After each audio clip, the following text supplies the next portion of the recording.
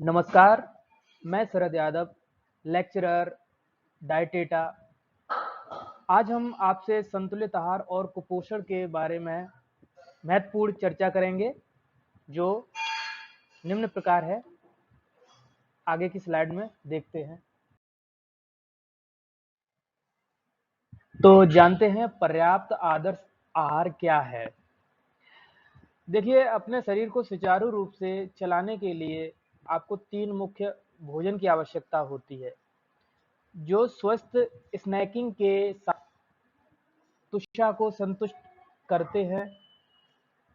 आदर्श रूप से नाश्ता दिन का सबसे भारी भोजन होना चाहिए, लेकिन अपने व्यस्त कार्यक्रम के कारण केवल 1 गिलास दूध और 1 टोस्ट हड़प लेते हैं।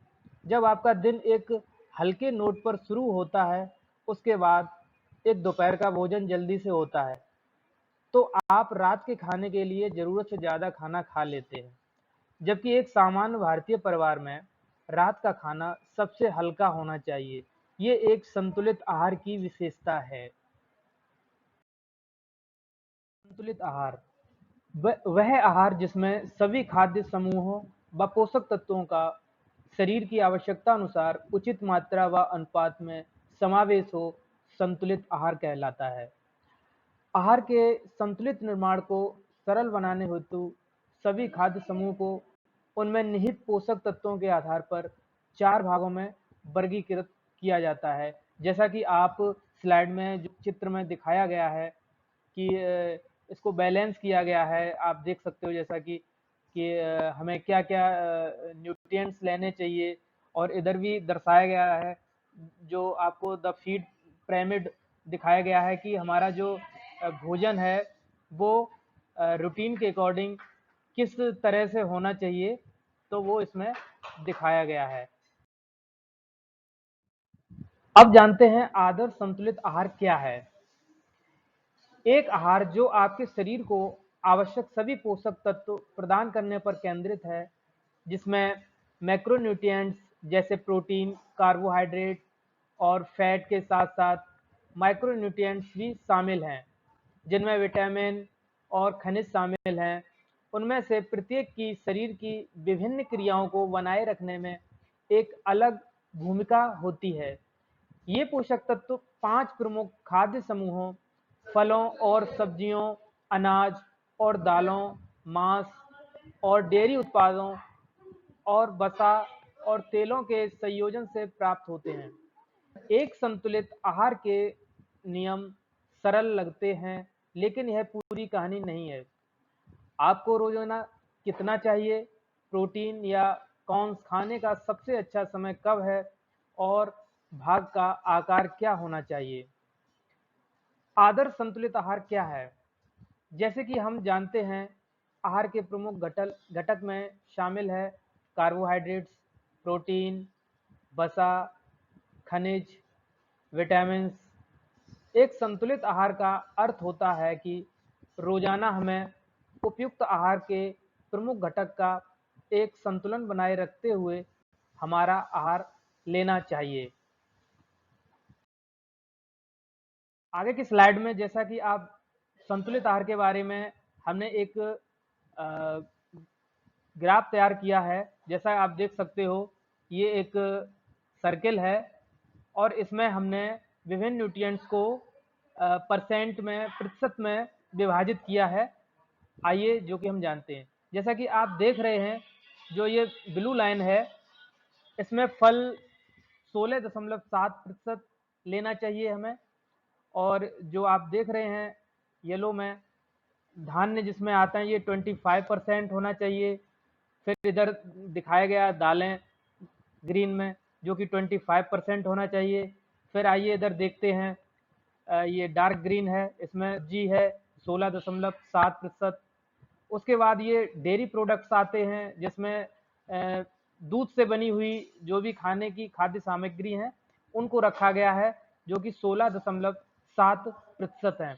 अतः हमें बैलेंस करने के लिए इन जो ये प्रतिशत दिए हुए हैं विभिन्न चीज़ों के, इनको जो सही मात्रा है, एक आइडियल क्वांटिटी है, वो इस बेस पे हमें फॉलो करना चाहिए।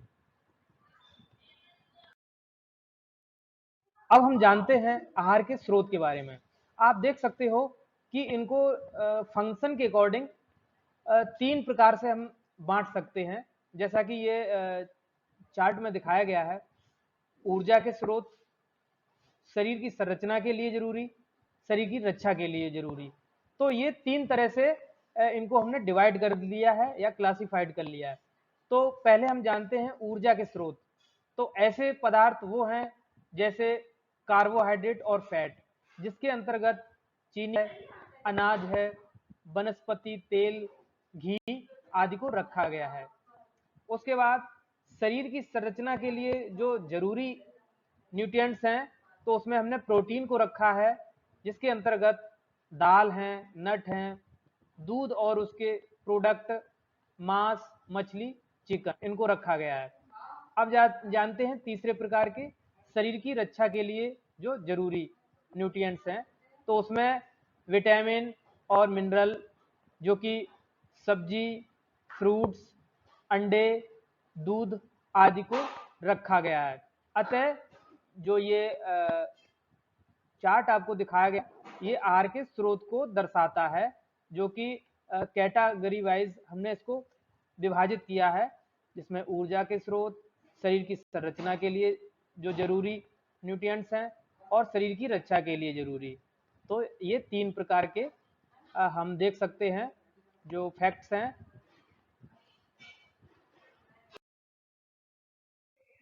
आप जैसा कि नेक्स्ट स्लाइड में देख पा रहे हैं, इसमें एक पूरा प्लान दिया गया है जो कि डाइट से संबंधित है। तो आइए हम इसमें जानते हैं कि हम खाने में क्या कम खाएं, क्या ज़्यादा खाएं। तो इसको एक पिरामिड के रूप में बैलेंस किया गया है कि हम के खाद्य पदार्थों को किस क्वांटिटी में क्या लें ताकि हमारे लिए बेहतर रेस्पॉन्स दे।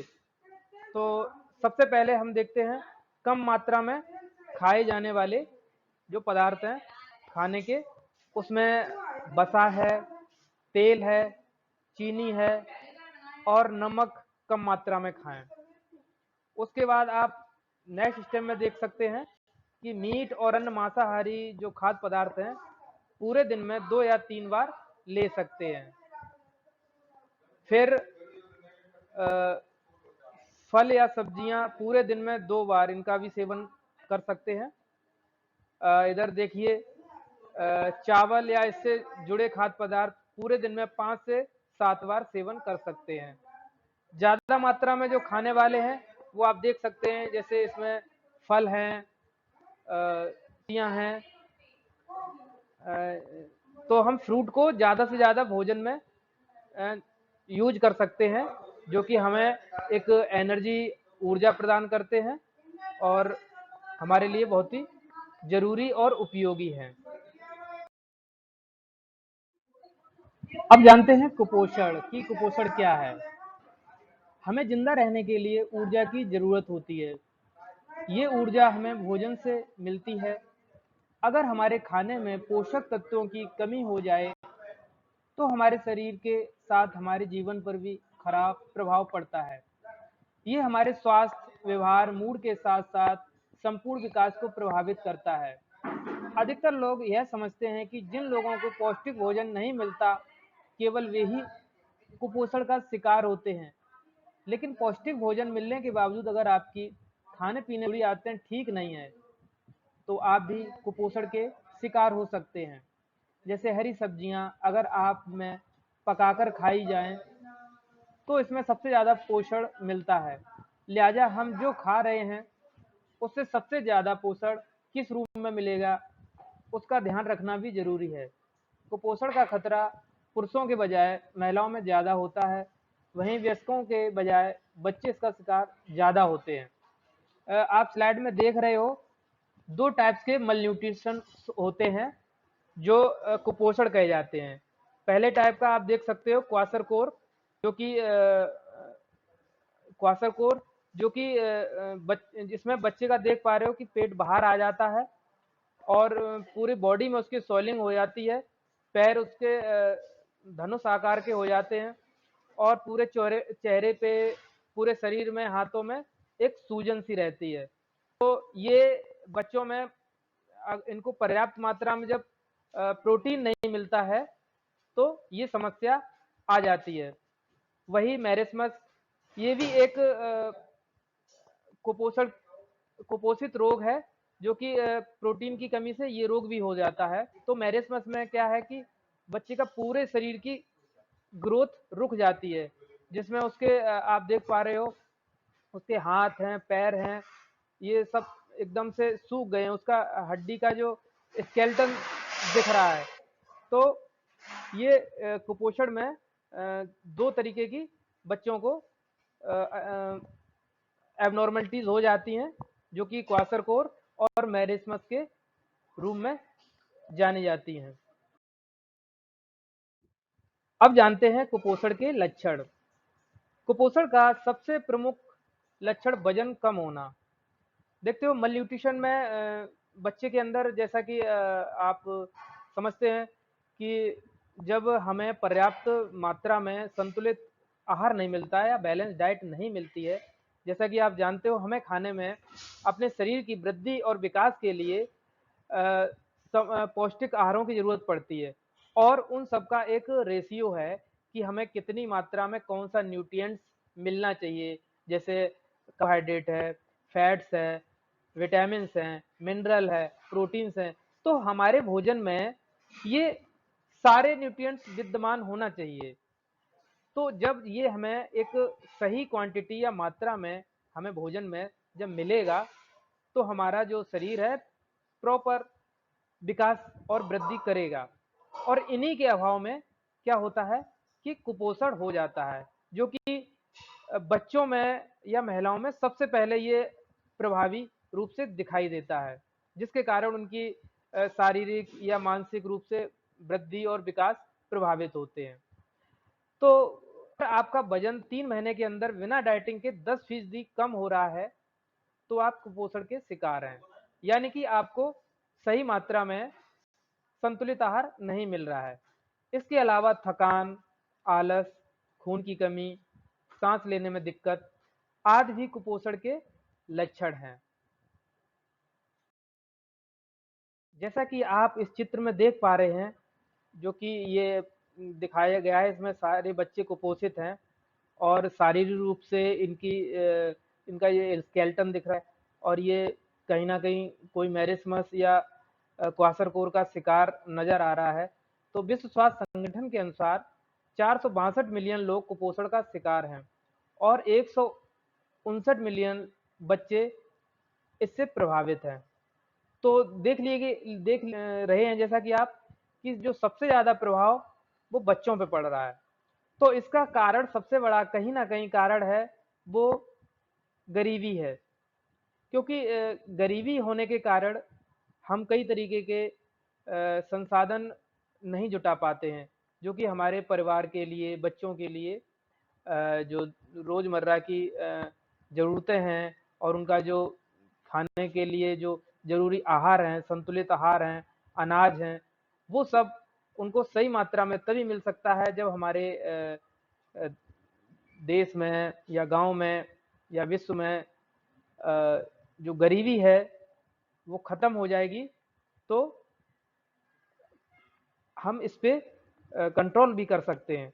तो पहला कारण गरीबी है और दूसरा कारण अशिक्षा है, जो कि जिसकी कारण हम देख पा रहे हैं कि जो हमारा समाज है या विभिन्न देशों की जो हालत है, जो कुपोषण जो फैल रहा है, प्रभावी हो रहा है, उसके ये निम्न कारण हैं। आप जानते हैं कि कुपोषण की वजह क्या है। शरीर को पोषक तत्व खाने से ही मिलते हैं। जब खाने में पोषक तत्वों की कमी होने लगती है तो शरीर पर इसका असर दिखने लगता है। इन मुख्य वजहों पर एक नज़र डालें तो जैसा कि देख रहे हो कि खाने में पोषक तत्वों की कमी, आप पेट भर खाना खा रहे हैं फिर भी अगर कुपोषण का शिकार होते जा रहे हैं, तो मेन्यू पर ध्यान देने की जरूरत है। बहुत संभव है कि आपके खाने में पोषक तत्वों की कमी है। कई खाद्य पदार्थ स्वादिष्ट होते हैं लेकिन हमारे शरीर में पोषक तत्वों की कमी को पूरा नहीं कर पाते। अगर आप इस तरह का खाना खाने की आदत बना लेते हैं तो कुपोषण का शिकार हो जाते हैं। तो उसमें मैं बताऊंगा कि जैसे घर में बच्चे हैं, महिलाएं हैं, उनको अवेयर करें, जागरूक करें कि जरूरी नहीं है जो खाने की चीज स्वाद में ना हो वो हमारे लिए वो भी बहुत जरूरी है। तो उनको इसके लिए अवेयर करना चाहिए कि हमें जो खाद्य पदार्थ हैं, जो भी न्यूट्रिएंट्स हैं, उनको उस बेस पे खाने में अप्लाई करना चाहिए कि जिससे कि हमारे खाने का एक बैलेंस हो। ना कि ऐसा हो कि हमें जो जो चीज़ ज़्यादा अच्छी लग रही है, जैसे आलू को ज़्यादा पसंद कर रहे हैं, चावल को ज़्यादा पसंद कर रहे हैं, बस उसी को खा के पेट भर रहे हैं। तो इसी के अभाव में भी कुपोषण हो सकता है, क्योंकि हमें कार्बोहाइड्रेट के साथ साथ फैट भी चाहिए, वसा भी चाहिए, प्रोटीन भी चाहिए, विटामिन भी चाहिए।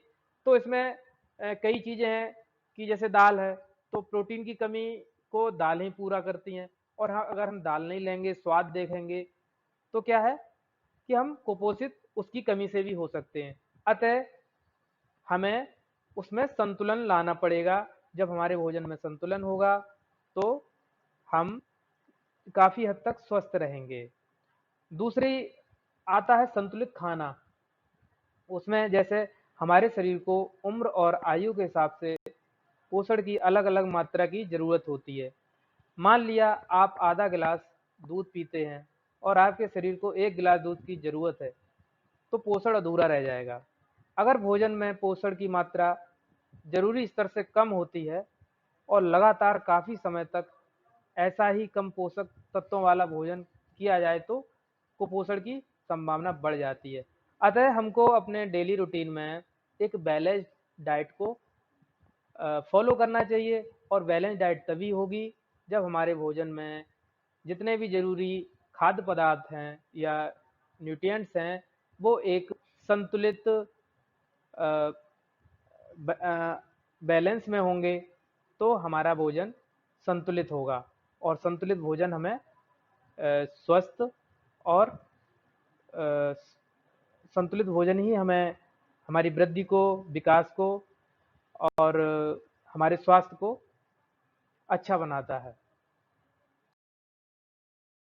तो ज़्यादा से ज़्यादा संतुलित आहार लें।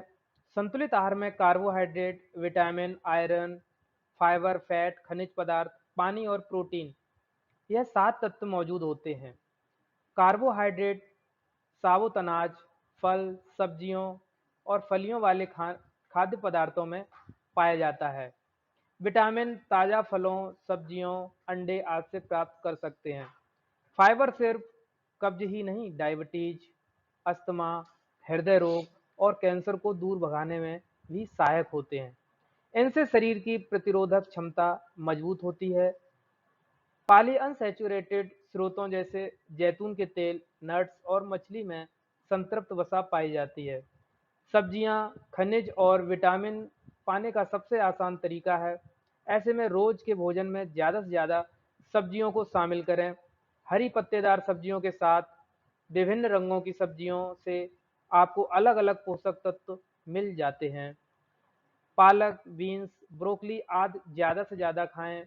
नियमित रूप से कम 8-10 गिलास पानी का सेवन करना चाहिए। मछली, मांस, अंडा, पनीर और दालें प्रोटीन का सबसे अच्छा स्रोत हैं। ये उपाय भी अपनाएं। ड्राई फ्रूट्स और जूस भी शरीर को पोषक तत्व प्रदान करते हैं। अपने साथ किशमिश, काजू, अखरोट और मूंगफली रखें। इन्हें स्नैक्स के तौर पर खाएं। अतः हम कह सकते हैं कि ये हमारे जो खाने की अच्छी आदतें होती हैं, तो उसके अकॉर्डिंग ये सारे जो खाने का आप देख रहे आहार हैं, इनको हम रोजमर्रा लाइफ में नियमित इसको फॉलो करें। जैसा कि आप चित्र में देख पा रहे हैं, भोजन में स्थित खनिज लवण तथा विटामिन रक्त निर्माण के लिए आवश्यक होते हैं। आप देख सकते हो इसमें दूध दिखाया गया है और ये सब्जियां हैं हरी, अ, ये मछली है। तो ये विभिन्न खाने के जो मिनरल और कैल्शियम युक्त भोज्य पदार्थ दिखाए गए हैं जो हमें बहुत ज़रूरी हैं। दूसरा, ये पोषक तत्व हरी पत्तेदार सब्जियों, फलों, दूध, दुग्ध पदार्थ, मछली, मांस आदि में पाए जाते हैं। जैसा कि आप चित्र में देख पा रहे हैं, इसमें फ्रूट हैं और हरी सब्जियां भी हैं जो कि हमारे शरीर को पर्याप्त मात्रा में, जिनसे हमें खनिज, जो विटामिन्स हैं, ये हमें मिलती हैं। इनमें हमारी जो अ, रक्त की कमी है उसको पूरा हम कर सकते हैं। तो ये निम्न आहार हमारे लिए बहुत ही आवश्यक हैं। बढ़ती उम्र के बच्चे व किशोर खेलने में या अन्यथा अधिक ऊर्जा क्षय करें तो उन्हें उचित ऊर्जा युक्त आहार, जिनमें प्रोटीन व विटामिन प्रचुर मात्रा में हों, दिए जाने चाहिए। जैसा कि आप देखते हो कि जो बच्चे अपनी ग्रोथ पे होते हैं, वृद्धि कर रहे होते हैं, उस दौरान उनको बहुत ही अच्छा न्यूट्रिएंट्स, उनको बहुत ही बैलेंस मात्रा में न्यूट्रिएंट्स की आवश्यकता होती है, क्योंकि उनका शरीर उस समय बहुत तेज़ी से ग्रोथ करता है और वो उस दौरान वो काफ़ी मेहनत भी करते हैं, ऊर्जा की खपत होती है। अतः उन्हें शरीर की वृद्धि के लिए पर्याप्त मात्रा में न्यूट्रिएंट्स की ज़रूरत होती है, जो कि इस चित्र में दिखाया गया है कि जिसके लिए उसे दूध है, ड्राई फ्रूट्स हैं, मीट है, एग है, अ, हरी सब्जियां हैं आदि का सेवन करना ज़रूरी होता है। उसके बाद फल व सब्जियों की प्रतिपादित मात्रा भोजन में अवश्य शामिल की जाए व उसमें मौसमी विविधता विद्यमान रहे। अतः जो सब्जियां, हरी सब्जियां हैं या फ्रूट हैं, तो ज़्यादा से ज़्यादा ध्यान रखना चाहिए वो मौसमी हो। मौसमी का मतलब अ, ऋतु के अनुसार, जिस ऋतु में जिस फल या सब्जी की ज़्यादा प्रचुरता से उत्पादन होता है, हमें ज़्यादा से ज़्यादा उसका सेवन करना चाहिए, जो कि हमारे लिए काफ़ी हमारी वृद्धि और विकास के लिए बहुत ही महत्वपूर्ण होता है। रोगी का भोजन रोग के अनुरूप होना चाहिए। अतः रोगी के भोजन में इन चीज़ों का ध्यान रखना चाहिए कि कौन से न्यूट्रिएंट्स उसके लिए उचित नहीं है, तो ऐसे न्यूट्रिएंट्स नहीं देना चाहिए। उसमें खासकर ये ध्यान रखना चाहिए, क्योंकि उसको ज़्यादा अगर हैवी न्यूट्रिएंट्स दे दिए जाएंगे तो उसको पाचन में समस्या आती है। अतः उसको हल्के आहार भोजन में दिए जाते हैं। तो रोगी का जो भोजन होता है वो रोग के अनुरूप होना चाहिए। अब हम फलों के बारे में जानते हैं। जैसे कि चित्र में आप देख पा रहे हो, फलों में न केवल पोषक तत्वों की उच्च मात्रा होती है, बल्कि यह जल्दी पचने वाले, आसानी से उपलब्ध भी हो जाते हैं। भूख लगने पर बिना झंझट तुरंत इन्हें खाया जा सकता है। फलों को मौसम के अनुरूप ही खाएं, जिससे केवल स्वाद ही न मिले, आपको ताजे और शरीर को फायदा पहुंचाने वाले फल मिल सकें। अतः जो हमारी डाइट है, हमें उन उसमें फल को बहुत ही आवश्यक रूप से शामिल करना चाहिए।